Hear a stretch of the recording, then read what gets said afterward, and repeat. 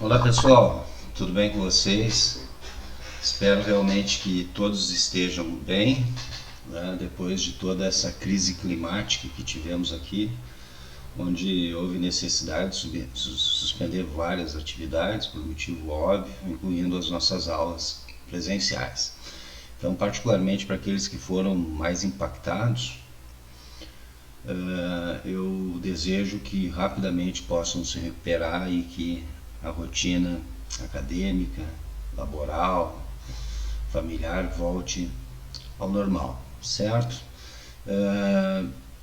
As nossas aulas estão suspensas aí até o dia 15, pelo menos até o momento, mas a comissão de graduação então da odontologia orientou para que nós enviássemos materiais, atividades autônomas. Então, em função disso, coloquei um cronograma lá até o dia 15 e vamos ver depois como é que vai seguir, né, o nosso calendário acadêmico. Nesse sentido, então, estou gravando essa aulinha, como consta lá no nosso calendário, onde nós vamos conversar um pouquinho sobre a farmacoterapia da dor aguda e em odontologia. Hoje, particularmente, eu vou dividir em duas partes para não ficar muito longa, e nos próximos dias aí, essa semana, eu mando a segunda parte. Então, nessa parte 1 nós vamos falar sobre analgésicos não opioides e os anti-inflamatórios não esteroidais usados, portanto, para o alívio da dor aguda. Posteriormente, na próxima semana, vamos falar um pouquinho sobre dores crônicas orofaciais, ou melhor, a farmacoterapia, particularmente com analgésicos adjuvantes, principalmente utilizados em dores crônicas. Legal? Qualquer dúvida aí também é só fazer contato. Vou também disponibilizar alguns casos clínicos sobre esse assunto para que vocês possam tentar respondê-los e posteriormente a gente discute em aula ou deixa as respostas para vocês. Tá legal? Bom, então, de fato, a dor aguda ela ocorre quando há uma injúria tecidual, onde há estimulação dos nossos receptores nociceptivos. Então, a partir da lesão do tecido, essa estimulação, através de vias aferentes, vai até a medula, e da medula sobe através de vias do trato espinotalâmico e depois até o córtex. Então, esses estímulos nociceptivos. Posteriormente, a lesão normalmente está relacionada então com um processo inflamatório posterior, seja por uma lesão associada a uma infecção ou por um trauma. E esse processo inflamatório então está associado à formação de várias substâncias pró-inflamatórias que vão produzir a resposta inflamatória, mas também que vão causar hiperalgia, ou seja, vão diminuir o limiar para a dor, mantendo, portanto, a dor a um mínimo toque.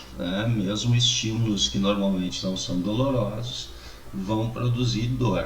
A dor normalmente de caráter latejante e que se caracteriza, portanto, por ação de várias substâncias pró-inflamatórias, como bradicilina, histamina e particularmente prostaglandinas. Em função disso, fármacos que diminuem a produção dessas substâncias pró-inflamatórias, e no caso particularmente as prostaglandinas e prostacyclina, eles funcionam como analgésicos, atuando no local da injúria e a partir da inibição da produção dessas substâncias pró-inflamatórias, associadas então à hiperalgia. Normalmente a dor aguda está associada a infecções dentais, lesão tecidual, com cáries, doença periodontal, aparelhos ortodônticos e próteses móveis mal adaptadas que acabam produzindo lesão. Classicamente, a gente define como dor aguda aquela que vai regredir então com a recuperação do tecido lesado e normalmente isso ocorre nos primeiros dias, né? No máximo em semanas, então até 3 meses.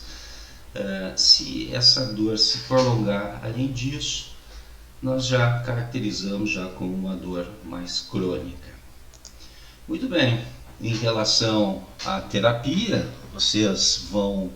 Normalmente a terapia preconizada é o tratamento primário, né, da etiologia, né, seja quando é uma origem infecciosa através de antibióticos ou, né, procedimentos cirúrgicos, drenagem de abscesso. Então, aqui você está atacando a causa. Mas, claro, o desconforto perante a dor deve ser tratado, né, porque em função aí do bem-estar do paciente. E muitas vezes as medidas, né, relacionadas ao tratamento primário, essas medidas específicas, elas até a recuperação do tecido, né, demandam algum tempo para cessar a dor. Então, o tratamento farmacológico é basicamente sintomático para diminuir a dor, ele se faz necessário. Muito bem, os analgésicos preconizados para uso basicamente são analgésicos não opioides e os opioides. Os não opioides, analgésicos, boa parte deles tem aquisição mesmo de venda livre, né? Mas, é claro, eles têm um perfil de segurança relativamente bom, mas podem causar danos, né, e reações adversas importantes se forem usados de forma não racional. Por isso, a orientação ao paciente, uma boa prescrição nesse sentido é importante. Você também tem, entre os não opioides, além de analgésicos de venda livre, como paracetamol e AS, você tem outros anti-inflamatórios não esteroidais, tá, como o ibuprofeno, naproxeno e mesolida, entre outros, que apresentam um perfil de segurança intermediário e por isso são, claro, aquisição apenas sob prescrição médica. Os opioides, e eles ficam mais voltados, então, basicamente para o tratamento da dor leve a moderada. Esses não opioides, eles vão ter uma ação periférica no local, então, da injúria tecidual, diminuindo a biossíntese, principalmente, particularmente, de prostaglandinas, que são, como foi falado anteriormente, entre outras substâncias pró-inflamatórias, que diminuem o limiar de dor e estão associados, então, à dor inflamatória. Basicamente, esses fármacos eles vão inibir a enzima ciclooxigenase, a isoforma 2, a COX-2, que está associada a uma isoforma da ciclooxigenase que é expressa de forma indutível, né, de forma estimulada, então, pelo processo inflamatório. A COX-2, então, a ciclooxigenase, ela está associada, como vocês provavelmente já viram, ao metabolismo do ácido araquidônico, que é um ácido graxo de membrana, né, e que vai dar origem, então, aos chamados eicosanoides, que estão intimamente associados ao processo inflamatório. Entre esses eicosanoides, nós temos aí a PGE2, por exemplo, a prostaglandina E2, que está intimamente associada, então, à hiperalgia. Nesse sentido, o bloqueio da COX-2, ela vai diminuir a produção da substância pró-inflamatória, causando não só o efeito analgésico, mas também o efeito antitérmico, tá? Porque a própria prostaglandina E2 ela está associada, então, a distúrbio da regulação hipotalâmica da temperatura, particularmente quando ocorre inflamação associada a infecções. Os opioides, os anestésicos opioides, eles já apresentam um perfil de segurança já já bem mais necessário então o acompanhamento, né, uma vez que são fármacos que atuam no sistema nervoso central, diminuindo, portanto, a condução de dor até através da medula, né, e em nível encefálico também. Os opioides eles podem produzir depressão no sistema nervoso central, inclusive em altas doses, depressão cardiorrespiratória, além de serem potencialmente causarem, quando o uso mais prolongado, dependência, tolerância e dependência. Portanto, a sua aquisição são considerados psicotrópicos, portanto, com retenção de receita e receituário azul, que você tem, como por exemplo, codeína. A morfina alguns deles, claro, são narcóticos e receituário amarelo. Codeína em baixas doses, o receituário pode ser azul, né? Então eles vão ter ação tanto medular quanto encefálica, basicamente estimulando receptores opioides, principalmente o subtipo dos receptores MI, que são mais associados à analgesia medular, espinhal e encefálica, diminuindo, portanto, a atividade das vias que conduzem a dor até o encéfalo, medulares, e também ativando ou reforçando as vias descendentes de analgesia. Os opioides já ficam mais voltados ao tratamento de dor moderada e intensa.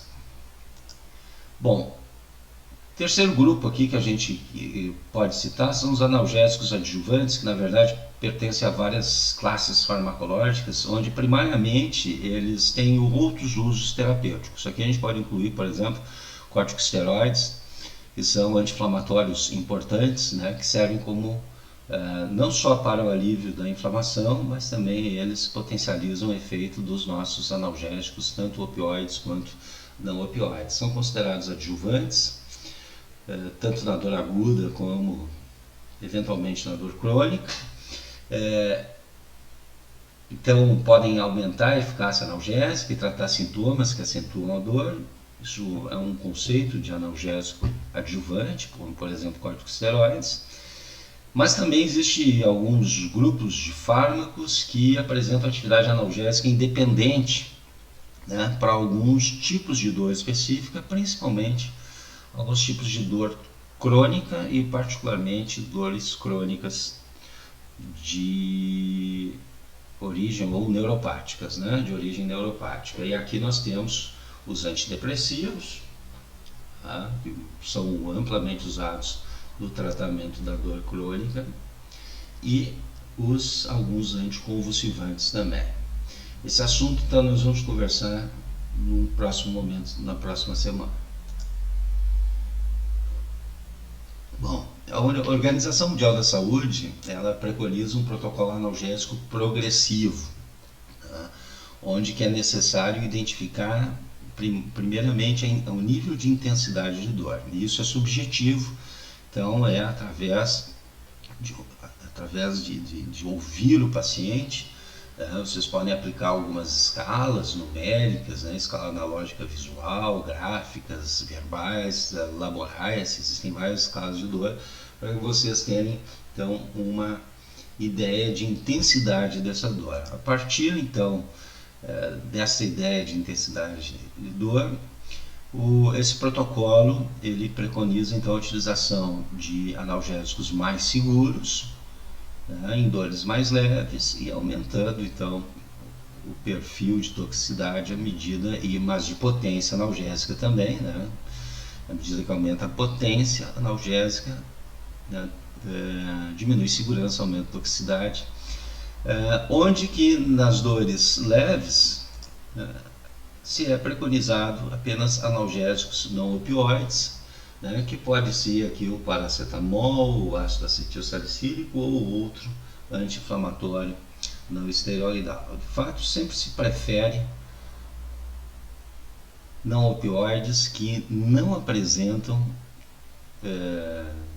evidente ação anti-inflamatória, né, preservando o processo inflamatório, no sentido que o processo inflamatório ele é importante para a recuperação do tecido em caso de traumas e também para a resposta imunológica no caso de infecção.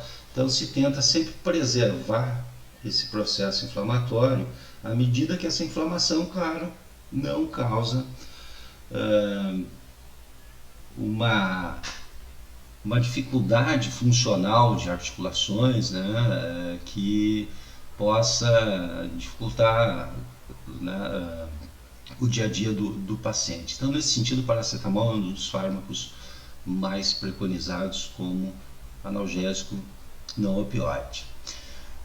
Adjuvantes podem entrar aqui, dependendo então das características de dor. Na dor moderada, então, quando não há uma resposta adequada com os analgésicos não opioides, se pode associar então um analgésico opioide de curta duração e de baixa potência. A codeína talvez seja um protótipo, né, uma dos opioides aí que caem bem nessa característica de um opioide fraco, um agonista fraco, portanto, e de curta duração, né? Porque os agonistas ou os opioides de longa duração, eles acabam tendo um perfil de toxicidade maior, apesar de manterem o efeito analgésico por mais tempo. Então, normalmente se deve associar um analgésico não opioide, como o paracetamol ou AS, até para manter as doses do opioide menores. Isso vão ter ações sinérgicas, portanto, uma local sobre a diminuição de prostaglandinas e uma de ação central diminuindo a condição de dor, potencializando, portanto, o efeito do opioide, a ação do analgésico não opioide. E também permitindo doses menores do opioide. Em dores intensas, onde não se conseguiu com essa segunda etapa tratar, então se entra com opioides de ação longa ou de ação curta, mas com preparações farmacêuticas de liberação retardada. Você tem aí morfina de liberação retardada por via oral, você tem também, se pode usar doses contínuas ou infusão contínua. Existe, por exemplo, fentanila transdérmica, que se pode usar, né, com liberação de forma contínua a partir da pele, controlada. Então, nesse sentido, se entram com opioides mais fortes, e claro que o perfil de segurança diminui bastante e deve-se haver aqui um controle muito rígido sobre a utilização desses fármacos por dois motivos. Um, pelo potencial de produzir depressão respiratória, e outro, pela questão, né, da dependência, igualmente tolerância, e portanto a geração, a produção de tolerância e portanto a necessidade de doses maiores para produzir o efeito analgésico, que pode levar a consequências toxicológicas importantes. Mas basicamente em nível ambulatorial nós vamos estar aqui, né, o uso de analgésicos não opioides, e muitas vezes aqui a necessidade de entrar com opioide, onde a codeína é talvez o grande carro-chefe nesse sentido aí, com um perfil de segurança maior, né, e com características típicas de um opioide de curta duração e de baixa potência.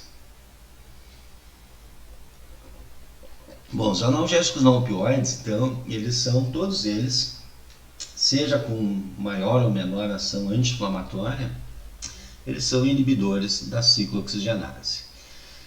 Aqui nós temos paracetamol, AS e todos os outros anti-inflamatórios não esteroidais. A ciclooxigenase, então, ela é uma enzima-chave no metabolismo do ácido araquidônico. Ele é aqui está o nosso ácido araquidônico, um ácido graxo poliinsaturado, que é produzido então a partir de fosfolipídios de membrana. Ele pode ser produzido constitutivamente,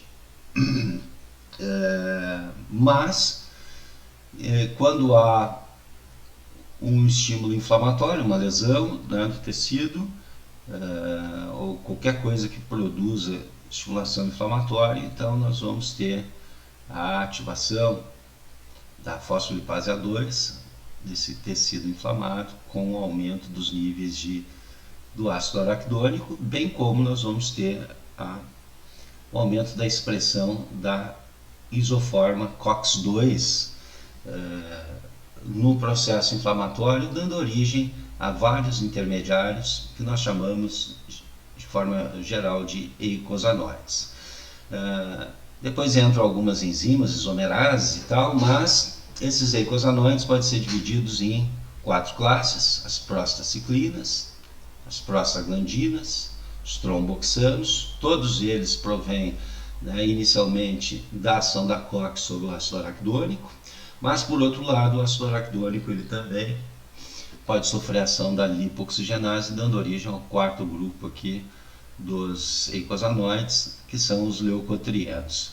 De fato, então, os inibidores da COX, eles vão diminuir a biossíntese de prostaglandinas, ciclinas e tromboxano, não afetando os leucotrienos. Quando falamos aqui de corticosteroides, por exemplo, os corticosteroides eles são capazes de tanto diminuir a expressão gênica da fosfolipase A2, diminuindo a produção do ácido araquidônico e, portanto, tendo um efeito global sobre a diminuição de todos os eicosanoides, como também ele diminui a expressão gênica da COX-2. Certo? Bom, a isoforma COX-1, depois eu vou falar um pouco mais sobre ela, então ela é constitutiva, ela está associada à produção de prostaglandinas que tem ações homeostáticas, né, fisiológicas, e que, portanto, não estão associados a um estímulo inflamatório para ser expressa. E a maioria dos nossos analgésicos não opioides e os anti-inflamatórios não esteroidais vão bloquear de forma não seletiva tanto a COX-1, que está associada à produção de eicosanoides fisiologicamente importantes, que apresentam funções importantes, e aí ao bloquear a COX-1 você diminui essas funções associadas à ação desses eicosanoides, e muitos efeitos adversos estão aí relacionados, né? Como também, claro, devem bloquear a COX-2, que é o alvo para a ação tanto analgésica quanto anti-inflamatória. Aqui eu botei alguns efeitos associados à inflamação. As prostaciclinas produzem vasodilatação, aumento da permeabilidade capilar e edema associado, portanto, né? Também tá a PGI, a prostaciclina aqui 2, né? Ela está também associada à dor, à hiperalgia, mas a PGA2, por exemplo, são vários, né? Eu citei apenas alguns exemplos aqui. Está associada à dor, mas também ela é intimamente associada à produção de febre. Aí voltando, né, lembrando que, portanto, esses analgésicos não opioides e anti-inflamatórios também têm ação antitérmica nesse sentido. E também o tromboxano, né, que tem efeito, na verdade, ele tem um efeito um pouco antagônico ao efeito das prostaciclinas, ele tem um efeito vasoconstritor, mas ele está intimamente associado à agregação plaquetária, e a gente sabe que um dos efeitos, particularmente daqueles fármacos que têm um efeito anti-inflamatório mais global, um dos efeitos adversos, reações adversas, é diminuir a capacidade, o tempo de coagulação, ou melhor, aumentar o tempo de coagulação e diminuir a coagulação em si, diminuindo a agregação dos trombócitos. Certo? Aqui leucotrienos tem vários efeitos, por exemplo, em alguns tipos de inflamação crônica, como na asma, eles são importantes, broncoconstritores, estimulam a produção de muco e, entre outros efeitos, produzem quimiotaxia, ou seja, atraindo mais leucócitos para a região inflamada. Beleza? Então, o mecanismo de ação é o bloqueio da ciclooxigenase, reduzindo alguns desses eicosanoides, entre eles prostaciclinas e glandinas, intimamente associados, portanto, ao efeito de hiperalgia. E aí o nosso efeito analgésico. Bom, analgésicos não opioides então são usados para dor leve a moderada, por exemplo, no caso de exodontia, quando necessário.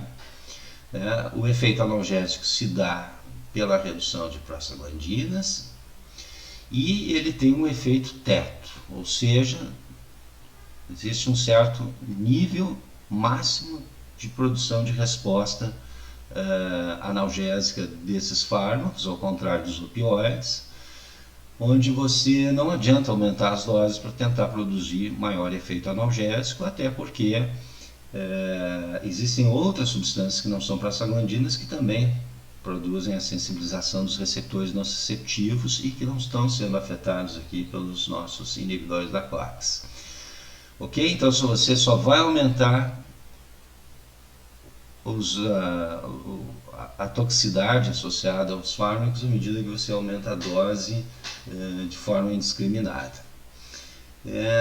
Quando há, então, traumas ou infecções, ou de forma geral, de fato, sempre se dá preferência a analgésicos não opioides sem efeito anti-inflamatório, que o paracetamol, o AS e a dipirona também, eles são os mais preconizados. Lembrando então que a recuperação do tecido e a resposta imunológica, a resposta imunológica primária, que faz parte aqui do nosso processo inflamatório, é importante nesse sentido. O uso de anti-inflamatórios, então, não só de analgésicos não opioides com baixo efeito anti-inflamatório, mas aqueles que, além de efeito analgésico, também apresentam ação anti-inflamatória de forma mais global, ele vai se justificar quando você tiver evidente inflamação, os sintomas da inflamação são bem evidentes, com edema, dor, mas que ocorre então limitação funcional intensa, particularmente ali a gente na mastigação, na articulação mandibular, e que há sinais, portanto, que os sintomas vão progredir. Então aí se pode então entrar com um analgésico não opioide com ação mais anti-inflamatória, ou seja, um anti-inflamatório não esteroidal, e o ibuprofeno e o naproxeno, eles são talvez os que apresentam maiores evidências de eficácia associada à segurança, particularmente porque eles são anti-inflamatórios não esteroidais de curta duração. Então, apresentam, portanto, um perfil de segurança maior e por isso são mais indicados. Todos os nossos anti-inflamatórios não esteroidais, inclusive aqui os que têm baixa ação anti-inflamatória, apresentam eficácia analgésica e antitérmica equivalente em doses equipotentes. Então há uma percepção errônea de que um fármaco como o ibuprofeno, por ter ação global sobre a inflamação, diminuindo a inflamação, vai ter maior ação analgésica do que, por exemplo, o paracetamol, que não tem esse efeito anti-inflamatório. Claro que de forma secundária, quando a inflamação é muito intensa, com edema muito intenso, a redução desse edema também diminui até efeitos de compressão sobre as terminações nociceptivas, de pressão local, o que auxilia na redução de dor. Por isso, nesse sentido, quando há realmente sinais de inflamação muito evidentes, com limitação funcional, eles acabam sendo mais indicados. Ok? Vamos adiante então. Bom, esse quadro bastante interessante, ele resume algumas propriedades, tanto farmacodinâmicas em nível de efeito, quanto algumas questões farmacocinéticas aqui, como tempo de início de ação, a meia-vida, comparando então paracetamol 2, portanto, analgésicos não opioides clássicos, com o ibuprofeno, que é um anti-inflamatório não esteroidal, né? Lembrando que o próprio AS em doses não usuais, né, produz ação anti-inflamatória, mas o perfil de segurança diminui bastante, né? Em doses acima de 1,5 g já começa a produzir efeitos anti-inflamatórios. O paracetamol em doses usuais tem muito baixa ação anti-inflamatória, tal como essa, né?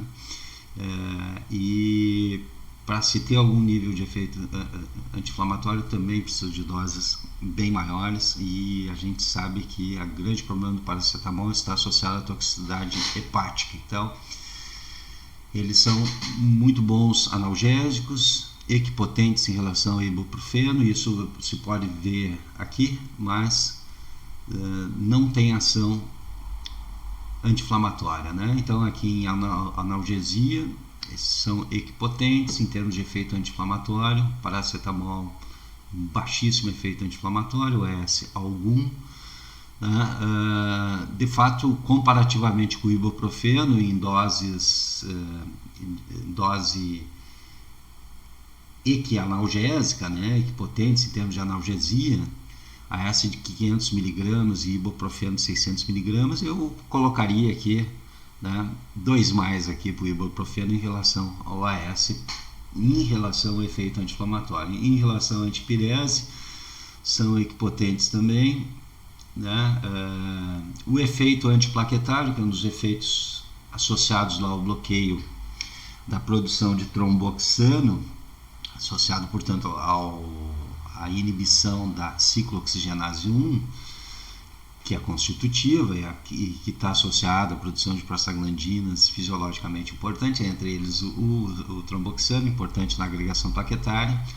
Nós não temos esse efeito, né, em doses usuais de paracetamol.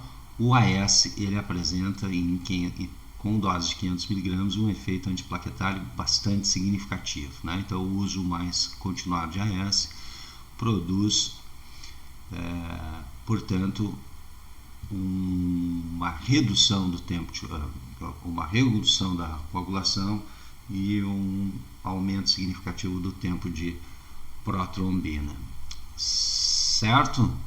O ibuprofeno tem menor efeito antiplaquetário, também em relação à irritação digestiva, que é outro efeito associado ao bloqueio da COX-1 e da produção de algumas prostaglandinas fisiologicamente importantes, para aqui no caso para a gastroproteção. O AS ele tem, então, em doses usuais analgésicas, maior capacidade de produzir irritação gástrica do que o ibuprofeno. Então, nesse sentido, a gente pode olhar aqui, que o paracetamol ele tem um perfil de segurança muito interessante, tendo um efeito analgésico equivalente ao de um anti-inflamatório não esteroidal, né? Não apresentando efeito antiplaquetário significativo, nem irritação gástrica. Ele passa a ser uma das primeiras escolhas, ou a primeira escolha, como analgésico não opioides para o tratamento de dores leves, né? Todos têm início de ação rápida, em torno aí de 30 minutos, e um tempo de meia-vida relativamente curto, em torno de 2 horas. Bom, acho que vale a pena aqui parar no paracetamol, já que ele é um fármaco de escolha, né, para o tratamento da dor leve e a moderada. Muitas vezes ele é também o fármaco de associação com codeína, quando se lança a mão de um opioide para a dor moderada. Então, ele tem o perfil, então, de efeitos adversos mais favoráveis quando se fala em doses terapêuticas.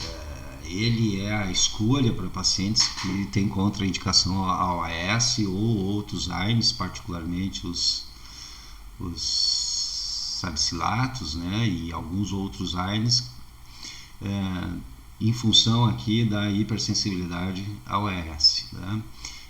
Mas, de forma geral, a maioria absoluta dos anti-inflamatórios não esteroidais que vão ser contraindicados a pessoas que têm doença ulcerativa péptica. ou gastrite ou refluxo gastroesofágico, uma vez que aumentam a acidez gástrica e diminui a proteção de muco gástrico, a redução de algumas prostaglandinas gastroprotetoras. Também em torno de 10 a 15% de pessoas que têm asma, o broncoespasmo pode ser piorado com o uso de AS. Então é contraindicado nesse sentido. Então ele passa a ser paracetamol uma escolha interessante, que não pode usar AS, e pelo perfil de segurança dele ele passa a ser a primeira escolha. É recomendado para gestantes, ele é classe B em termos de risco para gravidez e para lactantes também, compatível ao aleitamento. Mas é claro que deve-se ter muito cuidado com superdosagem. De doses usuais são muito seguros. Se nós voltarmos aqui, nessa tabela aqui, nós vamos ver que a dose máxima diária do paracetamol para adultos é 4 gramas, a não ser em alcoolistas crônicos, que a gente baixa para 2 gramas, certo? O que corresponde aí tranquilamente a 750, 5 vezes ao dia. A gente não chega, de 6 em 6 horas, a gente se aproxima dessa dose máxima diária aqui, mas ela é segura. De fato, o efeito, o cuidado são com doses bem mais elevadas, que muitas vezes pode ser até acidentalmente tomadas, onde vários estudos já documentaram que doses entre 10 a 15 gramas podem levar a necrose hepática potencialmente fatal por acumulação do metabólito, que é um metabólito ativo do paracetamol, mas que é extremamente citotóxico. Nesse sentido, então, essa hepatotoxicidade vai aumentar para pessoas que consomem álcool de forma crônica, e também cuidar com algumas interações medicamentosas que induzem, portanto, citocromo e que aumentam o perfil de toxicidade também do paracetamol, como a isoniazida, usado na tuberculose, e alguns anticonvulsivantes como fenitoína, fenobarbital e carbamazepina, zidovudina, um antirretroviral, e alguns antibióticos, particularmente aqui foi citado a sulfametoxazol, sulfas, que também tem perfil de toxicidade hepática, o que pode então aumentar a suscetibilidade da hepatotoxicidade do paracetamol. Esse é um cuidado importante para se avaliar com pacientes o uso de paracetamol, principalmente por muitos dias. Normalmente o tempo de uso é de 2 a 3 dias no máximo. Bom, as reações adversas então dos anti-inflamatórios não esteroidais, de forma geral, elas estão intimamente associadas essas reações adversas comuns, estão associadas à sua capacidade de bloquear a ciclooxigenase de forma não seletiva. Como eu falei anteriormente, o mecanismo de ação dos anti-inflamatórios está relacionado com a diminuição da biossíntese de prostaglandinas, ciclinas, através do bloqueio da ciclooxigenase. Nós temos 3 isoformas, aqui eu estou citando só 2, a terceira é central e não se conhece muito bem a sua funcionalidade, mas a ideia é bloquear a COX-2. A COX-2 é uma COX indutiva, que ela é induziva durante o processo inflamatório, aumentando a produção de prostaglandinas que vão produzir a resposta inflamatória, entre outras substâncias. Então a ideia é bloquear a COX-2, mas tradicionalmente os anti-inflamatórios não esteroidais acabam bloqueando também uma ciclooxigenase constitutiva, que é importante na formação de prostaglandinas e ciclinas e tromboxano, que produzem várias funções homeostáticas, como proteção gastrointestinal, elas reduzem a secreção ácida das glândulas gástricas, aumentam a produção de muco com bicarbonato pelas paredes do estômago. Então, essas prostaglandinas, ao diminuírem sua biossíntese pelo bloqueio da COX-2, acabam produzindo, então, efeitos irritativos sobre, né, a diminuição acaba tendo um efeito irritativo sobre o estômago. A regulação da filtração glomerular, as prostaglandinas são muito importantes, além da agregação plaquetária. Portanto, pelo fato da maioria dos anti-inflamatórios não esteroidais bloquear de forma não seletiva a COX, acaba produzindo, então, vários efeitos adversos associados à redução dessas funções fisiológicas, mediadas por essas prostaglandinas, no qual a COX-1 é uma enzima-chave, então, na sua biossíntese. Bom, existem muitos grupos químicos de anti-inflamatórios não esteroidais, onde eles vão variar, né, aqui alguns exemplos, né, os salicilatos, como o AS, os derivados do ácido fenilacético, como o diclofenaco, o ácido propiônico, como o ibuprofeno, etc. Eles vão variar em propriedades farmacocinéticas, claro, particularmente aí questões relacionadas ao metabolismo, à excreção e, portanto, ao tempo de meia-vida, mas também eles vão variar bastante em relação à seletividade sobre a isoforma da ciclooxigenase, né? De fato, alguns desses fármacos, como aqui o celecoxib, que considerado dentro do grupo dos coxibes, eles foram projetados já para ter alta seletividade sobre a COX-2 e, portanto, diminuir muitos dos efeitos adversos observados pelos anti-inflamatórios não esteroidais que têm menos seletividade. Alguns, naturalmente, já apresentam um pouco mais de seletividade sobre a COX-2, apesar de não terem sido planejados para esse sentido, como é o caso da nimesulida, né? Só que a nimesulida, apesar de ter maior seletividade sobre a COX-2, ela tem um tempo de ação, um tempo de meia-vida relativamente longo, né? E se prefere sempre fármacos, melhor perfil de segurança com tempos de meia-vida mais curtos, né?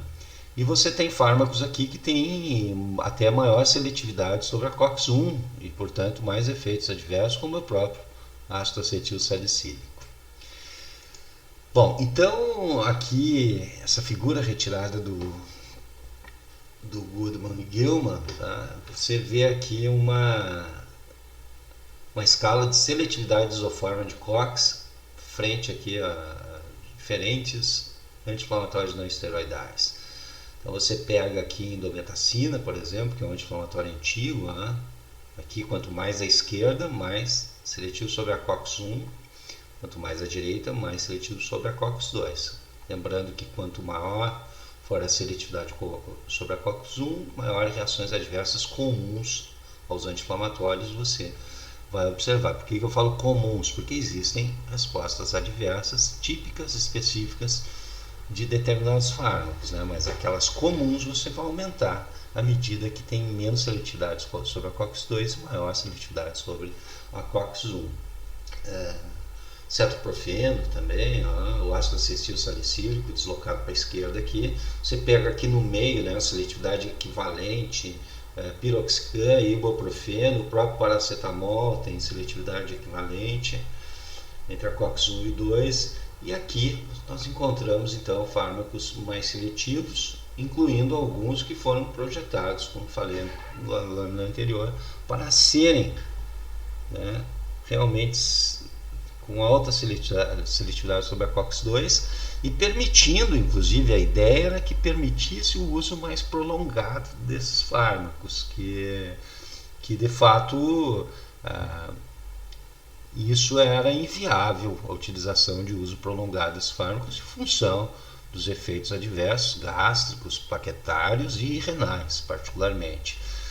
Então, esses novos fármacos, onde o celecoxib foi o primeiro, né, fazem parte aí do grupo dos coxibes, eles foram planejados para ter maior seletividade sobre a COX-2, permitindo seu uso em mais longo prazo em casos de processos inflamatórios crônicos, principalmente osteoarticulares, né, onde há necessidade de um uso mais prolongado. Em odontologia, nós podemos dizer que talvez esses coxibes eles sejam muito úteis quando há necessidade de um anti-inflamatório e que a pessoa tenha, o paciente tenha um perfil de intolerância aos anti-inflamatórios com menor seletividade, como por exemplo doença ulcerativa péptica, né, onde eles podem ser uma alternativa interessante. Qual é o grande problema deles? Bom, a maioria deles foram retirados do mercado porque vários estudos demonstraram, de fase 4,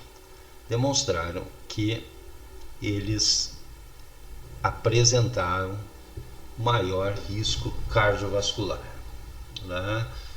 O uso em longo prazo deles. Então, um maior risco de produzir trombos, né, e doença cardiovascular associada.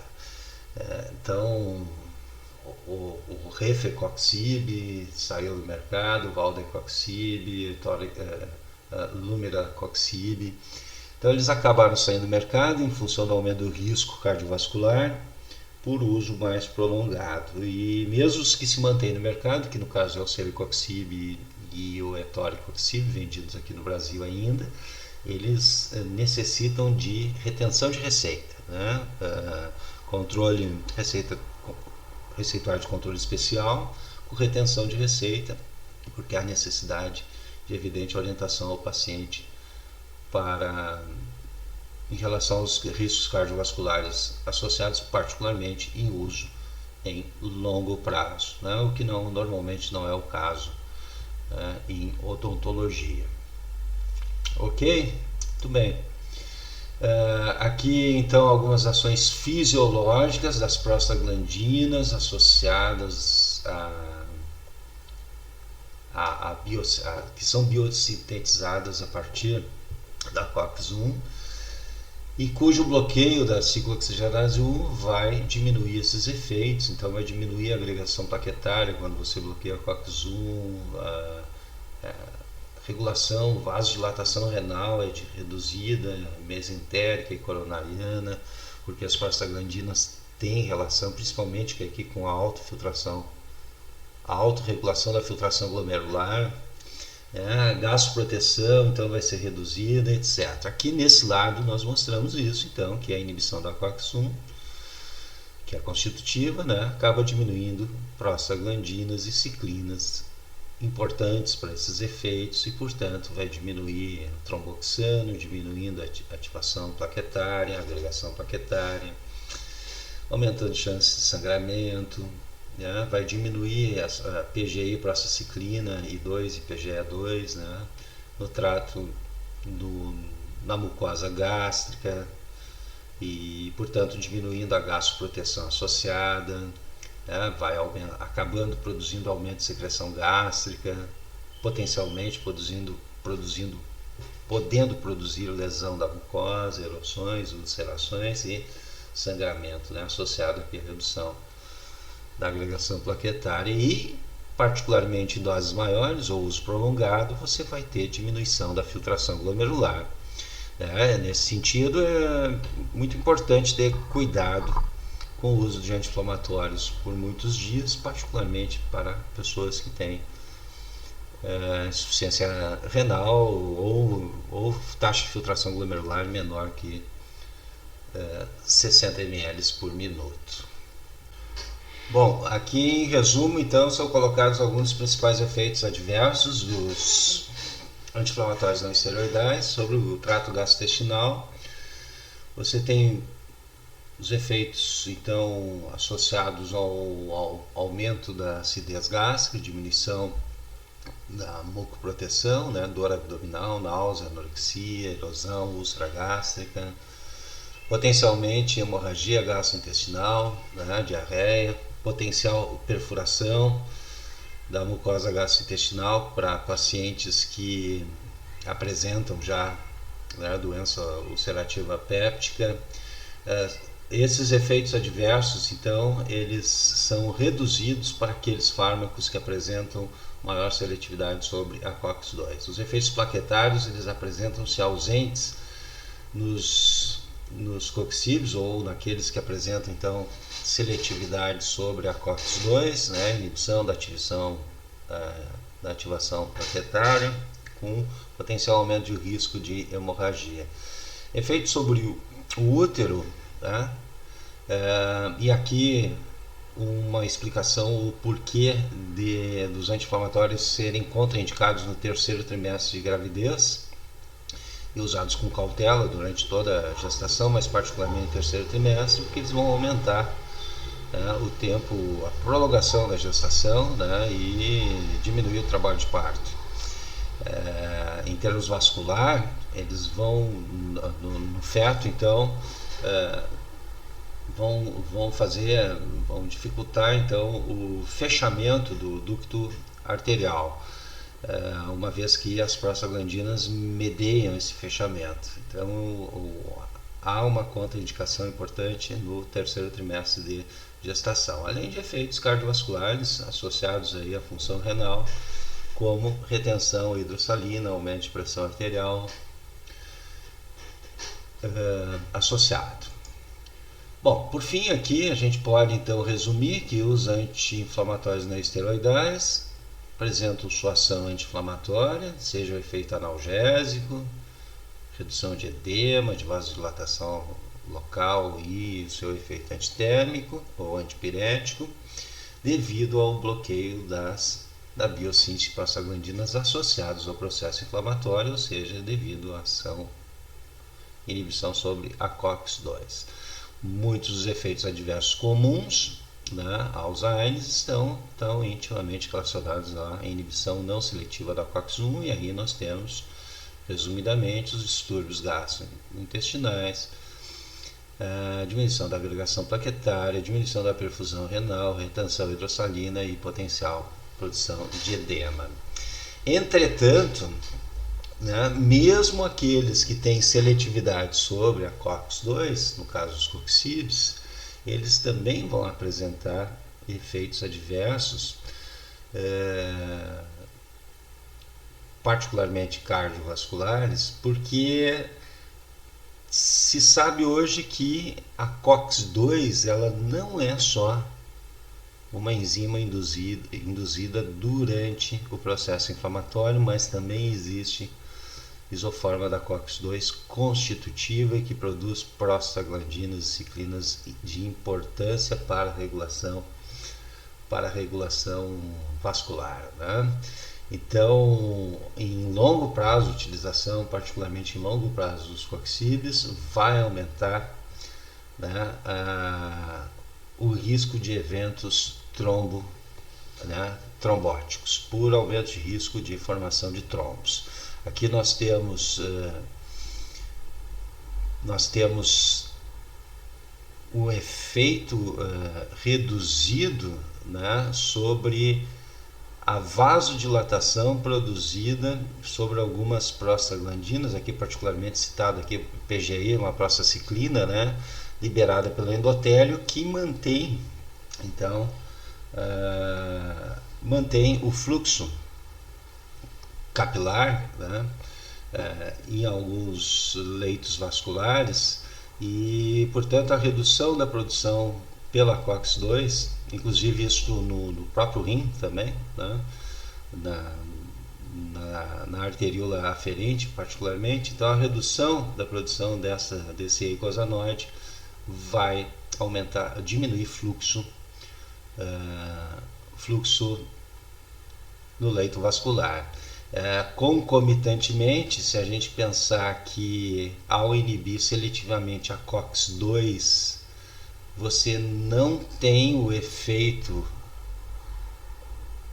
antiplaquetário, né? Então aquele efeito que normalmente se observa devido à diminuição de tromboxano, que é a diminuição da agregação plaquetária, ao bloquear seletivamente a COX-2 você não tem esse efeito está ausente, né?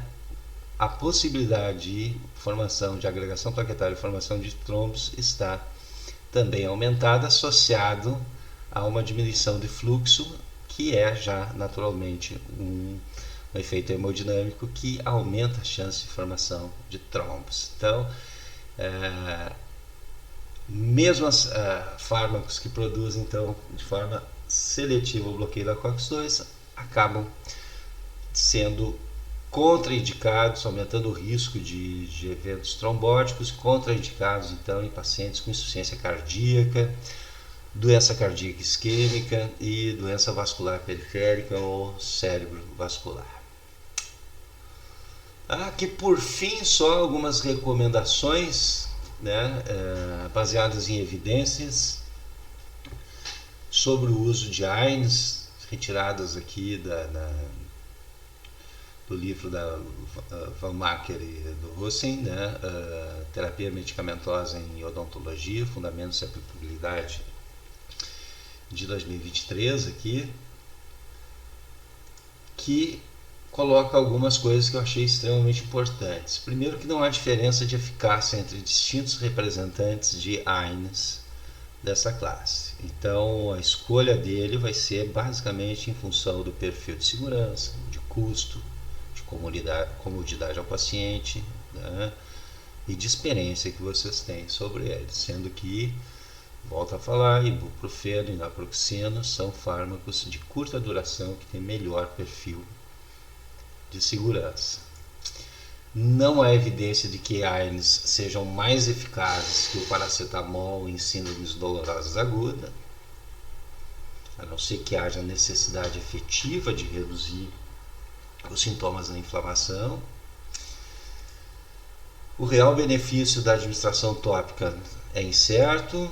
Altas doses de anti-inflamatórios não esteroidais não induzem melhor resposta terapêutica, né? Porque, como nós falamos anteriormente, há um efeito teto para sua eficácia, você só vai aumentar as reações adversas e toxicidade. Interações de AINES, né? Usar 2 AINES de classes distintas, ou pior, né? Tentar sinergicamente melhorar o efeito analgésico com 2 AINES de classes distintas, ou de forma aditiva 2 AINES da mesma classe, não determinam maior eficácia e sim aumenta o risco de toxicidade. Os inibidores seletivos da COX-2, como o celecoxib, causam menos complicações gastrointestinais, né, e tem mais que esse benefício de menos complicações gastrointestinais, eles são menos evidentes quando se usa em longo prazo. Não é o caso aqui, normalmente, do uso odontológico. E que os inibidores da COX-2, ele passa a ser uma recomendação interessante para idosos e pacientes que apresentam maior risco de ulceração e sangramento digestivo ou que tenham intolerância a outros AINES. Certo?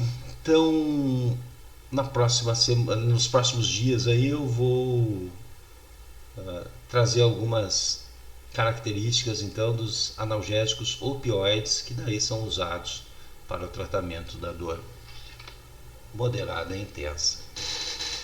Tá bom?